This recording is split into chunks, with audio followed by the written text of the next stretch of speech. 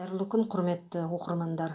Ливановка селолық кітапханасы «Алғысым шексіз саған менің» атты бейне құттықтау ұсынады.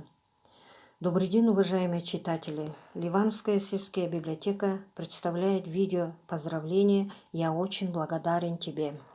1 наурыз алғыс айту күні. Көктем келіп, айнала өзгеше сұлуланып, жер беті көк кілем жабылғанда елімізде мереке тойланады. Көктемнің алғашқы мерекесі алғыс айту күні. Бұл күні тәуелсіз Қазақстанды құру жолында қаншама маңдай терін төккен жандардың бір-біріне риясыз алғысын айтып, құрмет көрсету күні. Атаулы күн алғаш рет 1621 жылы ағылшындық колонистердің бастамасымен тойланған.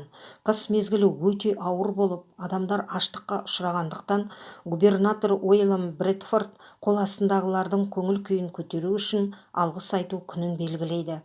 Айналадағы басқа да көршілер бұл дәстүрді жылы қабылдайды.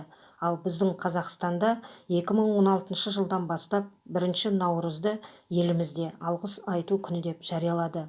Конечно, в этот день мы испытываем благодарность к нашим родителям, друзьям, близким, которые находятся рядом с нами каждый день.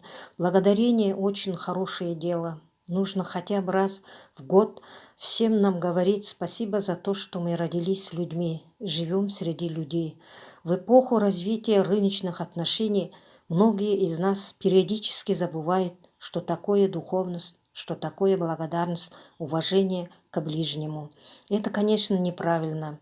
Для меня День благодарности – это святой день. Алғыс айту күні құтты болсын.